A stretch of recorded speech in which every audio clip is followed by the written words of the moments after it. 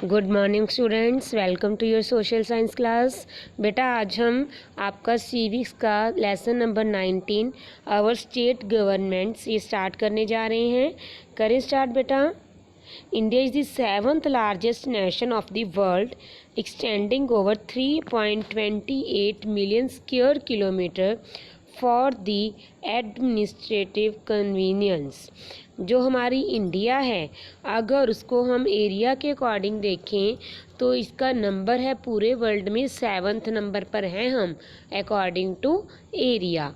और हमारे जो पूरा एरिया वो कितना है 3.28 मिलियन स्क्वायर किलोमीटर। और इसमें कितनी स्टेट्स हैं 29 स्टेट्स हैं और 7 यूटीज़ मतलब यूनियन टेरिटरीज़ हैं। ठीक है बेटा, ये थोड़ी सी चेंजेस हुए हैं। जो जम्मू एंड कश्मीर है वो स्टेट नहीं रहा, उसको यूटी में इंक्लूड कर दिया गया है और इसके 2 पार्ट बना दिए गए हैं, जम्मू कश्मीर एंड लद्दाख। तो अगर करंट का पूछा जाए तो 28 स्टेट हैं, एक स्टेट कम हो गई है और 2 यूटी बढ़ गई हैं, 9 यूटी हो गई हैं। ठीक है बेटा। Each state has its own government. हर एक स्टेट की अपनी गवर्नमेंट होती है। देखो हमारा पंजाब है, हमारी अपनी गवर्नमेंट है, हरियाणा की अपनी गवर्नमेंट है। ठीक है, which is run on the lines of central government. जो किसके अकॉर्डिंग चलती है, सेंट्रल गवर्नमेंट के अकॉर्डिंग चलती है। The union territories are administered by the president of India through a lieutenant governor और द चीफ कमिश्नर। जो यूनियन टेरिटरीज हैं वो उनको एडमिनिस्ट्रेट कौन करता है, प्रेसिडेंट ऑफ इंडिया। कैसे, एक लेफ्टिनेंट गवर्नर होता है जहाँ एक चीफ कमिश्नर होता है, इसके थ्रू जो है यूटीज़ को एडमिनिस्ट्रेट किया जाता है। Both the central government and state government are independent in their working. दोनों ही इंडिपेंडेंट हैं अपने अपने काम के लिए, सेंट्रल गवर्नमेंट भी और स्टेट गवर्नमेंट भी। ना ही सेंट्रल है वो स्टेट के काम में इंटरफेरेंस कर सकती है और ना ही स्टेट सेंटर के। The division of powers between the centre and state is the basis of 3 list.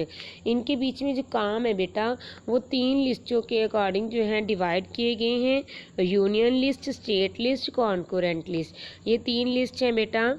जो यूनियन लिस्ट है इसमें जो भी सब्जेक्ट हैं उस पर लॉ बनाने का जो राइट है वो सेंटर के पास है।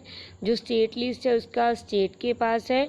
और जो कॉन्करेंट लिस्ट है इस पर दोनों ही बना सकते हैं, सेंटर भी बना सकते हैं और स्टेट भी। और आप इनके सब्जेक्ट भी याद कर लेना, यूनियन लिस्ट में 97 सब्जेक्ट हैं, स्टेट लिस्ट में 66 एंड कॉन्करेंट में 47। The central government is more powerful as it has more power. Central government state government से ज़्यादा पावरफुल है क्योंकि उसके पास ज़्यादा पावर है, ज़्यादा रिसोर्सेज हैं, ज़्यादा फाइनेंस है। ठीक है, still the state governments have an independent identity and a very important role to play in the Indian federal system. चाहे चलो स्टेट गवर्नमेंट के पास सेंट्रल गवर्नमेंट की जितनी पावर्स नहीं है, पर फिर भी ये भी इंडिपेंडेंट है। इसका अपना मतलब कि ये अपने फेडरल सिस्टम में एक बहुत ही इम्पोर्टेंट रोल है वो प्ले कर रही है। स्टेट लेजिस्लेचर के बारे में करेंगे हम। In most state the legislature has only 1 house. बहुत सारी स्टेट है जिनका एक ही हाउस है और उसका नाम है लेजिस्लेटिव असेंबली, या कई लोग विधानसभा भी कह देते हैं। लेकिन ओनली 6 स्टेट हैं जिनके पास 2 हाउस है स्टेट में, विधानसभा भी और विधान परिषद भी, जहां हम कह सकते हैं लेजिस्लेटिव असेंबली भी और लेजिस्लेटिव काउंसिल भी। वो 6 स्टेट कौन कौन सी हैं जिनमें दोनों हाउस हैं? Uttar Pradesh, Bihar, Maharashtra, Karnataka, Jammu and Kashmir and Andhra Pradesh. इनके 2 हाउस है बेटा। देखो इसमें इंडिया का नाम नहीं आया, इसका मतलब हमारी इंडिया भी के पास भी एक ही, पंजाब के पास भी हमारे एक ही हाउस है बेटा। ये स्टेट की बात हो रही है तो हम पंजाब की बात करेंगे। पंजाब के पास भी एक ही हाउस है, वो है विधानसभा या लेजिस्लेटिव असेंबली। कई बार आपको ये पेपर में पूछ लेते हैं वो कौन कौन सी स्टेट है जिनके पास 2 हाउसेज हैं। तो ये 6 स्टेट के आपने नेम लर्न करने हैं। इन नेम को लर्न करने की बेटा एक ट्रिक भी है, वो आप कर सकते हो। जुकाम, TB, JUKAM, जुकाम, जुकाम हो गया। फिर TB, J से जम्मू एंड कश्मीर, U से उत्तर प्रदेश, K से कर्नाटका, A से आंध्र प्रदेश, M से महाराष्ट्र, T से तेलंगाना और B से बिहार। ये हमारी 7 आएंगी बेटा। अब तेलंगाना भी बीच में ऐड हो गया है। उसके बाद देखो, the number of members is an assembly depends on the population of the state. और हमारी जो लेजिस्लेटिव असेंबली है इसमें कितने मेंबर होंगे ये स्टेट की पॉपुलेशन के ऊपर डिपेंड करता है। How ever the minimum strength is 60, लेकिन कम से कम 60 मेंबर तो होंगे और मैक्सिमम 500 से ज़्यादा नहीं होंगे। Its members are directly elected by the people. जो विधानसभा के मेंबर हैं उनको कौन इलेक्ट करता है? लोग। The minimum age to be a member of legislative assembly is 25 years. Legislative member का, असेंबली का मेंबर बनने के लिए जो कम से कम एज है वो 25 ईयर्स होनी चाहिए। Some seats are reserved for SC, मतलब शेड्यूल कास्ट, शेड्यूल ट्राइब्स। मतलब इसमें भी लेजिस्लेटिव असेंबली की इलेक्शन के लिए भी कुछ सीटें SC और ST के लिए रिजर्व रखी जाती हैं।